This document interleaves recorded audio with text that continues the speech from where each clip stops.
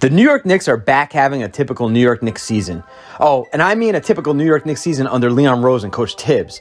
Don't worry, Knicks fans. I'm not referring to the Isaiah Thomas, Phil Jackson, Donnie Walsh, Scott Layden type Knicks seasons.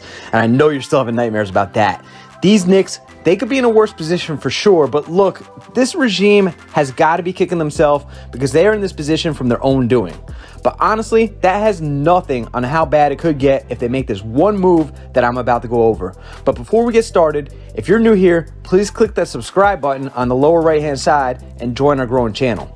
Now, the big story during the offseason was the Knicks' pursuit of Utah Jazz star Donavan Mitchell. It was reported as pretty much a done deal that Mitchell was going to go to the Knicks. There was just a holdup in the amount of picks that Utah Jazz president Danny Ainge was trying to get out of the Knicks general manager Scott Perry. I won't get into specifics because we all know the story, but the Knicks were hesitant to give up that many picks. And there were also reports that they were hesitant to give up RJ Barrett, which there was also contradicting stories if Danny Ainge even wanted him. In the end, the Cleveland Cavaliers came in with a massive haul of players and picks, and they got their man in Donovan Mitchell. The Jazz got rid of Rudy Gobert in the summer as well, so there was no reason to keep Donovan Mitchell, as they decided that the group that they had were good, but they were not destined to become championship material, so Danny Ainge broke up the team.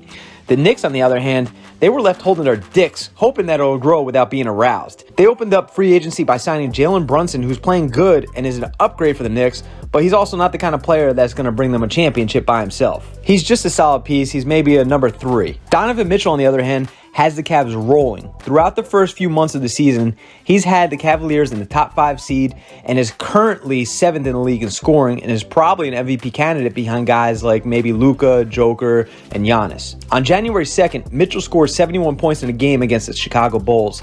It's the first time somebody scored 70 points in a game since Kobe scored 81 against the Raptors. What was even more impressive is that Mitchell also had double-digit assists and brought his team back from behind basically by himself. The East is a little tough in 2023, but the Cavs should be considered legit contenders. The Knicks, on the other hand, they're destined to be knocked out in the first round of the playoffs. Look, as I stated earlier, that's a big step up from previous years. The playoffs were rare to come by during the most part of the 21st century so far for the Knicks. But here's the thing, the league evened out after the super teams of the 2010s. You still need stars in this league, but guys like Julian Randle, RJ Barrett, Isaiah Quickly, and Quentin Grimes, they're not getting you a championship. Being so attached to RJ Barrett as one of your centerpieces and giving him a 4-year contract for $120 million is such a Knicks thing to do. Watching what Donovan Mitchell is doing in Cleveland has got to have the Knicks regretting not giving up picks that would have wound up being in the middle or the end of the first round anyways.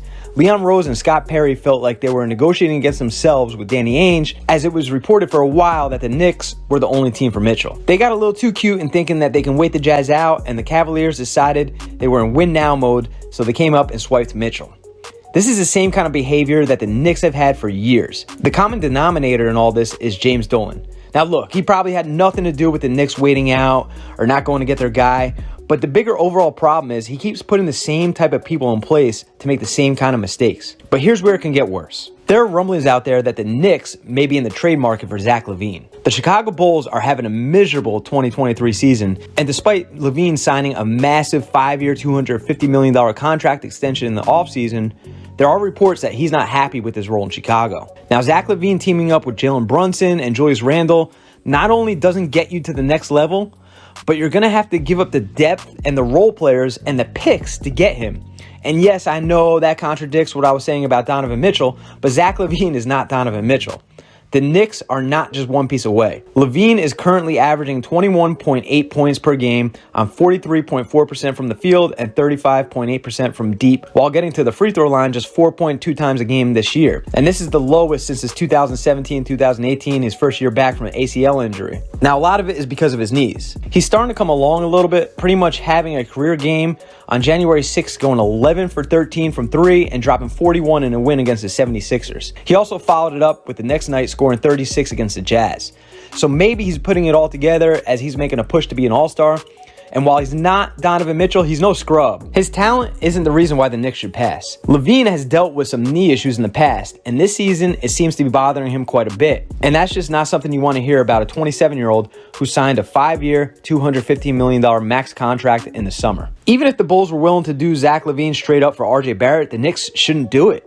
With Levine's salary, it will put the Knicks in a tight spot and can prevent them from getting a guy like maybe Karl Anthony Towns. Scott Perry just needs to be patient and not be tempted. New York is still New York, and the right star will eventually be available. And when that time comes, the Knicks need to pull the trigger like they didn't when the time came for Mitchell. So what do you think? Should the Knicks actually go after Zach Levine? Leave a comment below and don't forget to subscribe to the channel.